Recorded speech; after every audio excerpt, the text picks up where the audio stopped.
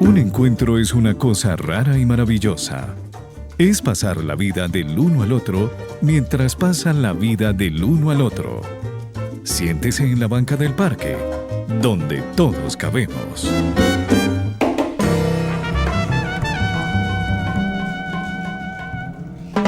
La realidad de muchas personas es vivir en la calle, no tener un sitio, un espacio, o tal vez sí, por una noche, por dos. Aquí no queremos romantizar el hecho de vivir en la calle. Lo que sí es que reconocemos que quienes viven allí, los habitantes, son personas, son seres humanos que están en esta situación, pero que muy probablemente tienen otro entender de la vida, tienen su propia historia y también lo quieren compartir. Estos espacios que nos traen nuestros invitados el día de hoy en esta tercera parte, en este podcast, nos cuenta muy bien de aquellos prejuicios o prebendas que tenemos ante esta población. Así que qué interesante poderse asomar y verse al espejo de estos ojos, de estas personas.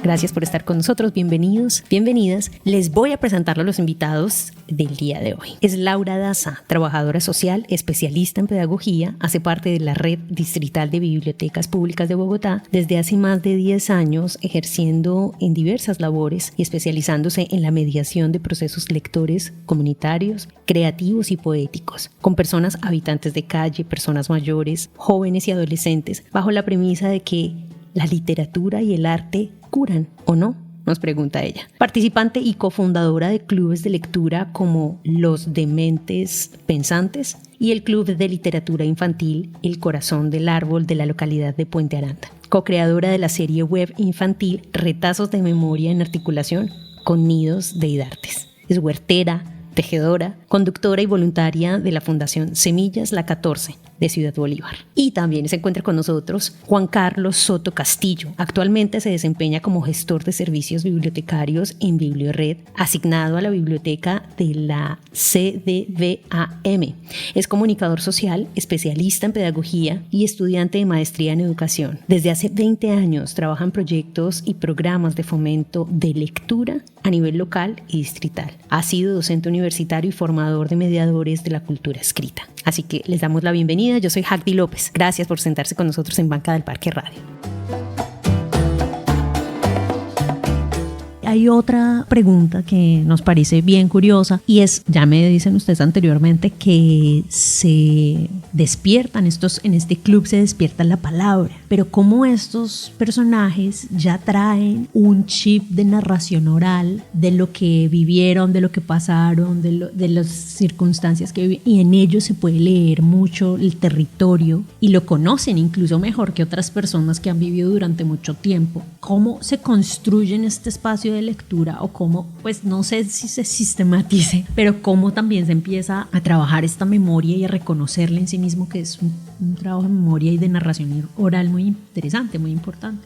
Eso me hace acordar una vez que muchas de las personas nos dijeron como en un proceso de planeación que era necesario que habláramos del tema de la memoria histórica del conflicto, ¿sí? Pero muchas de las otras personas nos dijeron como, hey, eso es bien complejo porque se puede llegar a la revictimización y porque muchos de esos escenarios, digamos como que en esos escenarios hay varios actores, ¿no? Actores políticos y sociales. Entonces eso va a ser un poco más complejo que se aborden estos temas. Y entonces es mejor no mencionarlos, ¿no?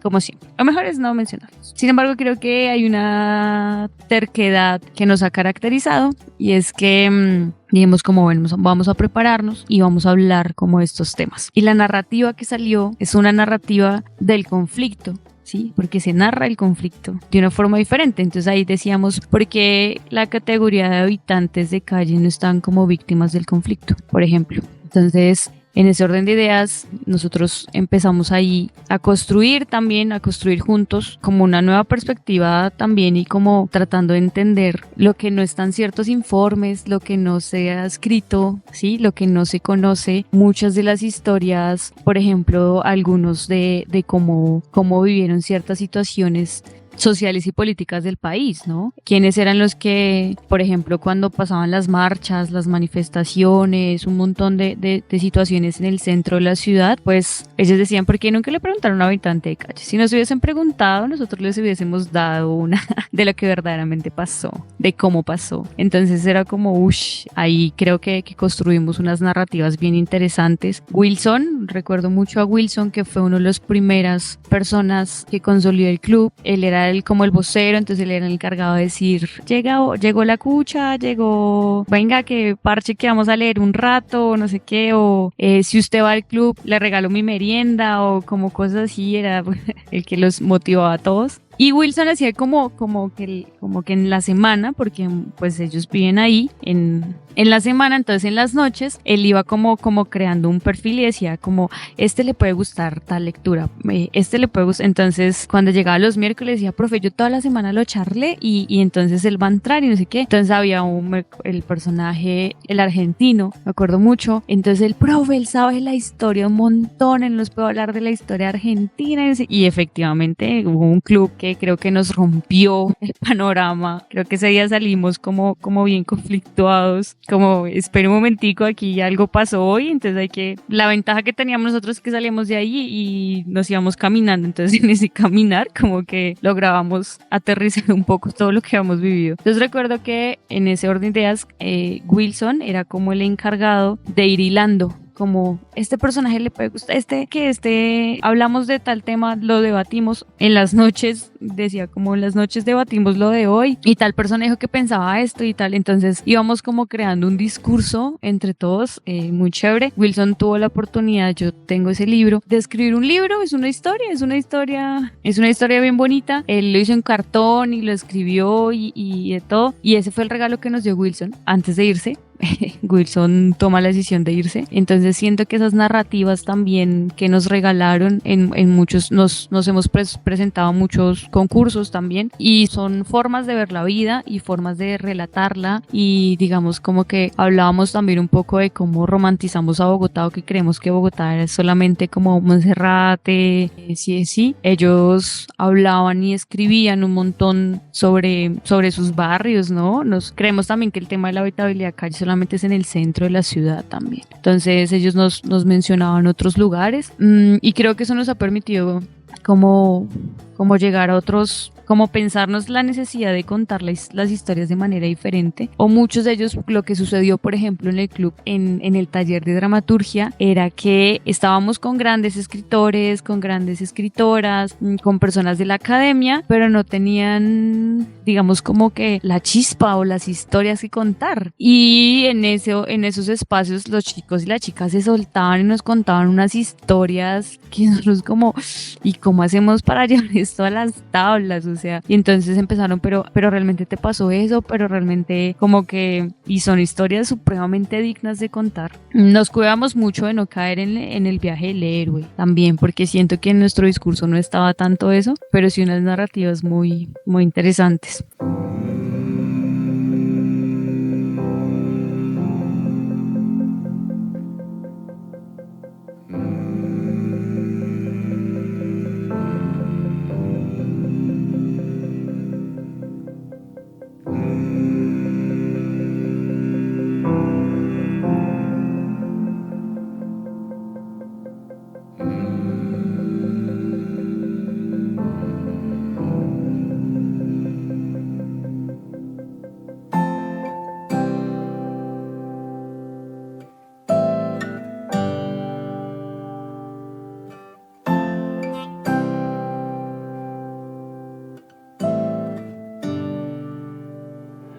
Pues yo siento que hay una particularidad con los espacios donde uno se congrega con personas alrededor de los saberes. La excusa con la cual arrancábamos era el libro, ¿no? El libro, la biblioteca, el accionar en extensión, el trabajo fuera, el trabajo extramuros de parte de la biblioteca a espacios o escenarios que consideramos pues necesitaban o requerían acceder a la cultura escrita, y que terminábamos dándole una preponderancia a la palabra dicha, más allá de la palabra escrita, la palabra dicha, porque somos una nación muy configurado por la palabra. Somos un país demasiado oral, ¿no? Y eso es una tradición que no se puede negar. Si miramos nuestros acervos antepasados, pues están configurados por palabra dicha. Antes de la conquista, durante el periodo de la colonización, las prácticas de comunicación en los asentamientos indígenas a lo largo y ancho de lo que en ese entonces era el territorio que hoy tenemos como Colombia, como país, pues era una práctica oral. Los conocimientos, los saberes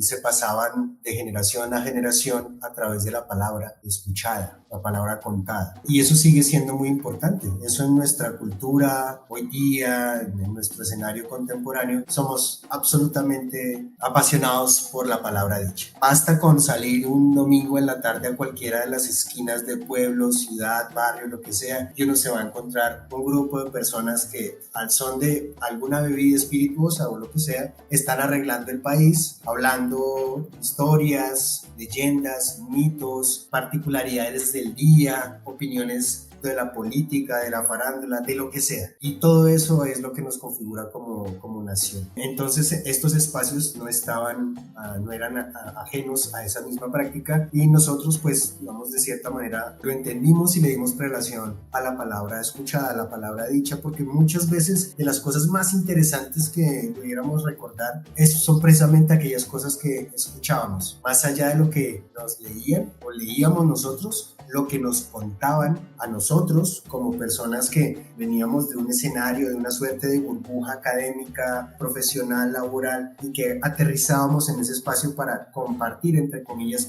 nuestros saberes, nuestras experiencias, nuestras lecturas, pues terminábamos siendo también parte de un fortalecimiento del tejido social. Hacíamos parte de ese tejido social que se nutría de la palabra de los libros, de la palabra impresa, puesta ahí por parte de nosotros como mediadores, pero también de la palabra dicha, puesta por los participantes de esos escenarios como personas que contaban no solamente sus historias, y aquí hago una salvedad frente a ese asunto de exotizar las vivencias de la calle, sino ver que eran seres humanos que tenían unas experiencias de vida, que habían tenido también, al igual que cualquiera de nosotros y de nosotras, unas circunstancias muy particulares que los habían puesto en ese punto y hora del mundo, con unas circunstancias, digamos, socioeconómicas diferentes a cualquiera de los que pueda estar escuchando este podcast y a nosotros mismos, ¿no? Entonces, despojarse un poquito, como le decía hace un rato, despojarse de ese imaginario nos permitía a nosotros estar de una manera muy tranquila, muy relajada, o sea, estamos aquí, nos estamos escuchando, nosotros compartimos estas historias, que es lo que, digamos, por ejemplo, esto que está aquí, el libro que estoy estudiando en estos días, que se llama La Revolución del Libro. Yo lo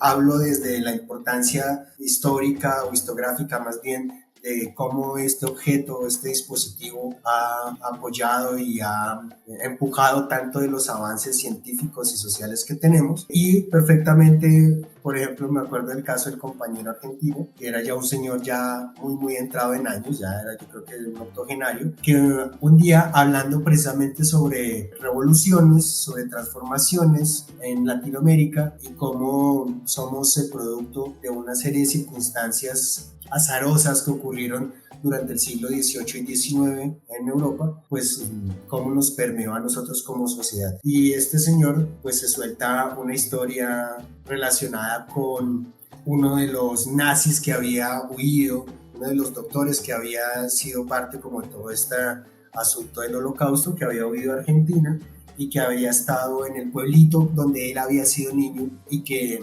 así, como una historia bastante, digamos, silvestre, nos contó, sí, yo conocí a Mengele cuando él llegó allá, él tenía su familia, resulta que él fue el que mandó a construir la pista aeroportuaria, desde donde empezaron a labrar los campos, a rociar los campos con los pesticidas y pues eso impulsó el desarrollo económico de la región y él nos recogía a los niños del barrio, nos recogía y nos llevaba a ver a su hijo pilotear las avionetas y a ser instructor. Y era un señor súper buena gente, un bonachón, un viejito pues que hablaba muy enredado, legado. No tenía ni idea yo jamás que el tipo había hecho parte de la élite de los SS y que un día cualquiera desapareció del pueblo y nos enteramos cuando vemos en los periódicos, vemos su fotografía como el servicio secreto israelí secuestra a Mengele desde Argentina y se lo lleva para Israel para los juicios. Así, o sea, una historia así como que uno queda así como, ¡wash! Perfectamente puedes estar ante la novela de la vida, el cuento más emocionante e impactante que puedas escuchar en un día cualquiera y que te revoluciona totalmente pues la visión del mundo y sobre todo el más fracturada.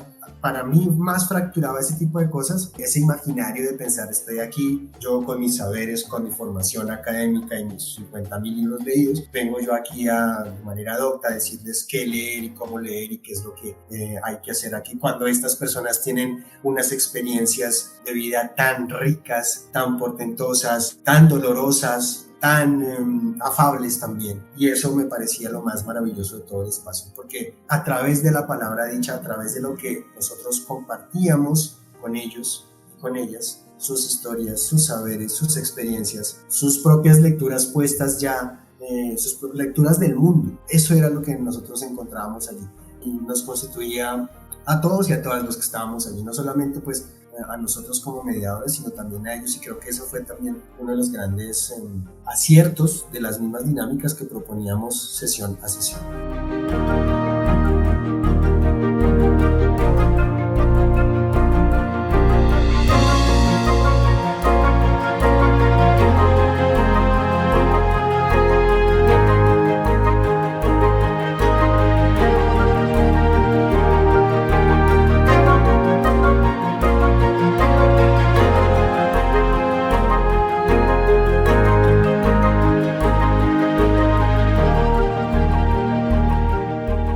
¿Cómo ven ustedes el tema de salud pública con la salud mental? Que sentimos, siento yo que es muy cercano a la población que ustedes acompañaron en este proceso. Creo que eso fue una de las cosas que nos pensamos un montón también, porque en muchos de los talleres habían personas que sufrían de crisis, de ansiedad, de un montón de situaciones. También nos cuidamos mucho de cuando nos contaban esas grandes historias, como esas situaciones tan difíciles que en ocasiones el contarlas era hacer una catarsis también. No solamente es un, digamos, como no solamente hay que pensarse con ellos, sino también pensar nosotros también de no salir cargados de ese tipo de espacios, porque claro, te cuentan a ti, ¿sí? Y tú sales y es como, ¿qué pasó? ¿Me lo contaron? ¿Yo qué hago? ¿Cómo lo hago? ¿Cómo sí? Claro, como profes también uno tiene que pensarse el manejo que le da a ese tipo de situaciones. Digamos que ellos y ellas en algunas instituciones pues pueden contar con un apoyo psicosocial y demás, pero en esos espacios no contábamos, entonces en esos momentos no contábamos, bueno, ahora tampoco, pero en el ideal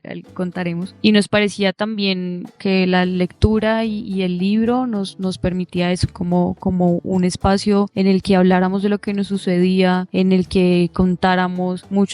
En muchos de los talleres nos encontrábamos con personas que no, digamos que no tenían la forma en la cual, o sea, reaccionaban de maneras supremamente diferentes con otros profes o en otros escenarios, ¿sí? Entonces, por ejemplo, eran supremamente violentos, no sé, en ciertas situaciones de la cotidianidad, pero cuando estaban en el taller de lectura, cuando estábamos en ese espacio, como que todo transitaba, como que lográbamos poetizar tanto las cuestiones que fluía de una manera wow, pero sí es bien complejo pensarse ese tema de la salud mental, no solamente para las personas en condición de calle, sino también para las personas que mediamos los procesos, no solamente nosotros, sino también los promotores sociales, digamos como toda la institucionalidad y también digamos que todos los que estamos ahí inmersos, todos los actores que estamos ahí inmersos. Creo que es un camino que hay que recorrer y empezar a recorrerlo lo más pronto posible, pero que es un camino muy complejo. Ahí sí, no sé, esa pregunta sí me pone así un poco como en el ideal de que en algún momento podamos todos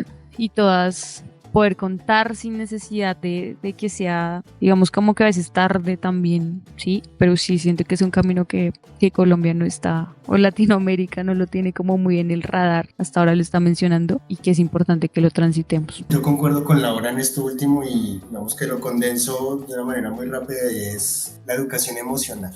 Desde pequeños nos forman para el trabajo, para la productividad. Uno se pone a mirar los PEI de los colegios privados y públicos de la gran mayoría, entonces formación para el trabajo, formación para la vida, pero ninguno te dice formación para el afecto, formación para las emociones, formación para aprender a entenderte y aprender a entender al otro. Y creo que esa es una gran carencia, es un gran vacío en cuanto a los espacios, digamos, convencionales, colegios, universidades, trabajos, proyectos institucionales, privados, y el mismo hogar, la misma casa, el mismo núcleo familiar también carece muchísimo de eso. Yo creo que no es sino hasta tal vez están estas generaciones que, digamos, están siendo también estigmatizadas bajo esa mirada de otras generaciones previas que dicen, no, pues esta es la generación de cristal, porque ahora ya no se les puede decir mayor cosa y no sé qué tal. Ya, ahí también hay una violencia y una falta, un claro ejemplo de la falta de formación, de educación emocional que tenemos como país, como nación, como individuos. Y esto pues se veía reflejado todo el tiempo en estos espacios en los que trabajamos con Laura, donde había una disposición de parte de ellos y de ellas, pero siempre había también como una mirada de desconfianza a veces, ¿no? A las primeras veces de muchos y de muchas que llegaban a los talleres, a los espacios de lectura, siempre era como con esa cara de ¿esto qué? O sea, ¿esto para qué va? Y arrancábamos siempre, yo recuerdo que en algún momento llegamos a volvernos repetitivos, a decir, pues puede estar como no puede estar, la puerta está abierta, si quiere quedarse, adelante, si quiere participar, hágalo, si quiere dormirse, bien puede, si quiere aportar, mencionar, decir algo, una opinión suya, estamos para eso. Y eso como que desarmaba completamente la circunstancia de tensión de decir estos, a diferencia de otros profesores, a diferencia de otras personas que llegan acá a manosear la población, a manosear la comunidad, vienen y nos dicen, pues si quiere estar, pues bien, si no, pues fresco, todo bien. Y que si tengo sueño y que si estoy cansado me puedo dormir aquí mientras aquella persona está leyendo, si una historia, un cuento, pues lo puedo hacer. Como que eso también desarmaba un poquito esas prevenciones, ¿no? Y nos daba vía libre a nosotros para empezar, digamos, unos pinitos, por lo menos una gotita en ese enorme océano de falta o de vacío de formación emocional. Decíamos, bueno, pues aquí esto es un espacio para sentir, dése la oportunidad de sentir, dése la oportunidad de participar, de escribir, de hablar, de callar, de irse, de dormirse, dése la oportunidad para eso. Y eso siempre como que, o sea, generaba una ruptura en el espacio, ¿no? Ya cuando decíamos, bueno, ya se quedó, ya te quedaste, pues mira, te proponemos hacerte esto ahora. Y sobre todo cuando nos articulábamos con el compañero que pues, no está aquí, pero pues fue también un componente bien importante en el último tramo del trabajo que hicimos, que fue Gilbert, compañero de IDARTES, que hacía actividades de formación en torno a las escrituras creativas, que siempre eran unas acciones bien disruptivas, que sumado a eso discursivo que les cuento, cuando decíamos, bueno, vamos a hacer un cuento, pero no lo vamos a ponerle un nombre a un personaje y una acción, no sé qué tal, no, vamos a jugar creando historias a partir de, digamos, estas palabras que les traigo, o estas figuras, estos juegos, o esta acción disruptiva, vamos a transformar un poco, y entonces eso ponía en disposición a los otros y a nosotros mismos, a todos nos ponía en disposición de otro espacio, de otra sensación. Y creo que eso es, de cierta manera, una posibilidad entre tantas para empezar ese camino hacia la formación emocional que nos ponga en sintonía con una palabra que me parece, aunque ha sido muy manoseada últimamente, pero creo que es súper pertinente traerla a colación, y es la empatía. Sentir empatía por el otro, sentir empatía por el mundo del otro, tratar de comprender al otro, de qué es lo que le está pasando, por qué está aquí, qué lo ha traído, qué circunstancias de vida lo han puesto en este momento, en este espacio, en este sitio. Entender muchas cosas. Yo me acuerdo que Laura algunas veces se ensartó en palabras con algunas de los participantes que chocaban con algunas de las visiones y de las apuestas que poníamos allí.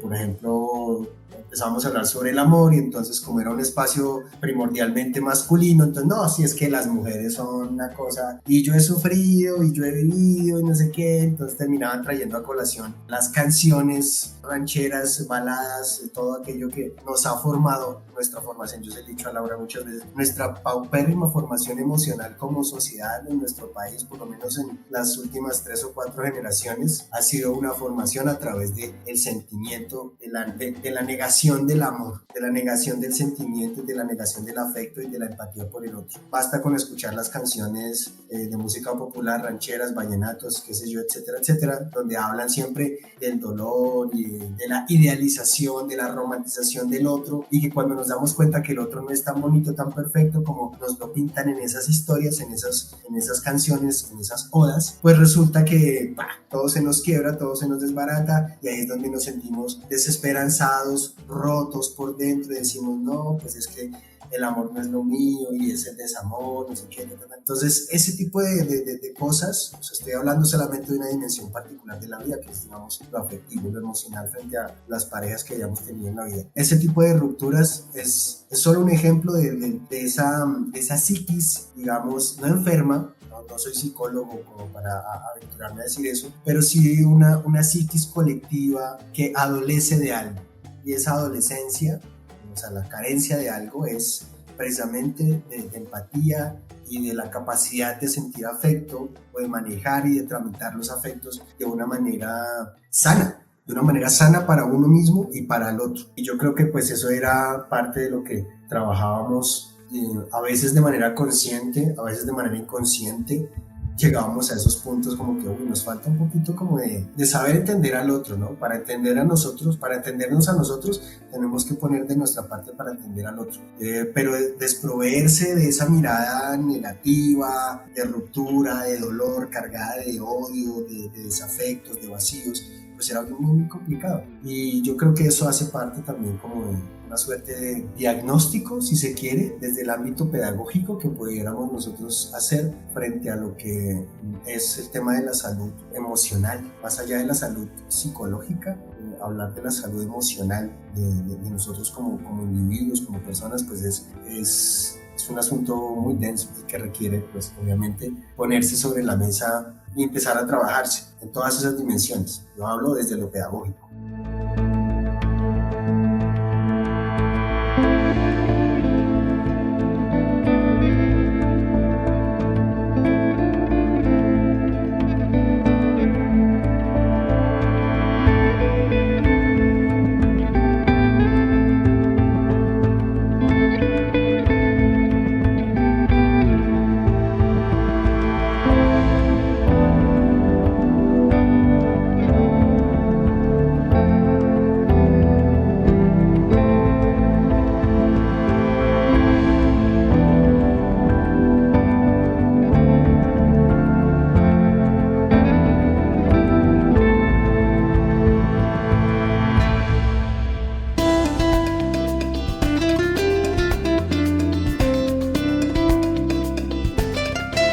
Banca del Parque Radio.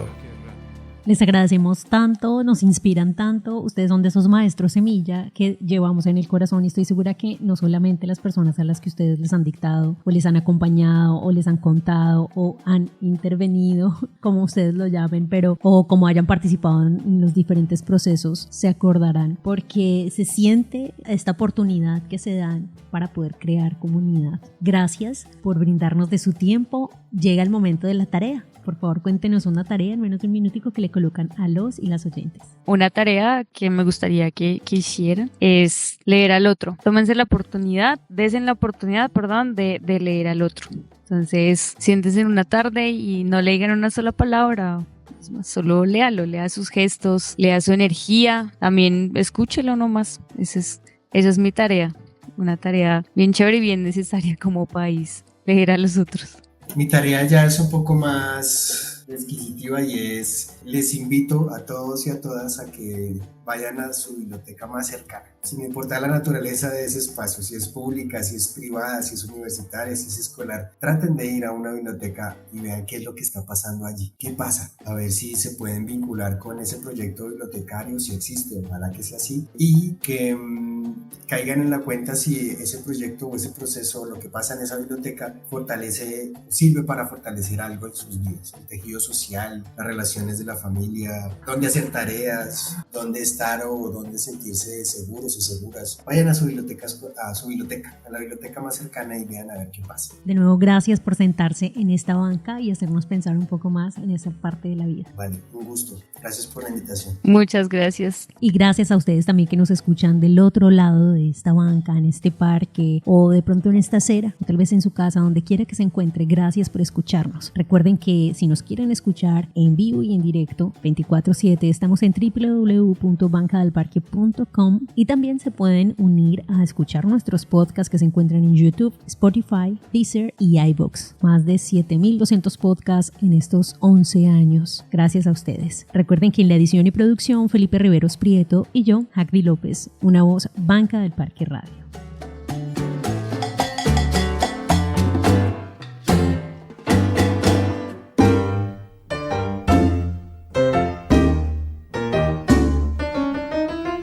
Ahora la banca del parque queda sola. Los esperamos para un nuevo encuentro y seguir pasando la vida del uno al otro.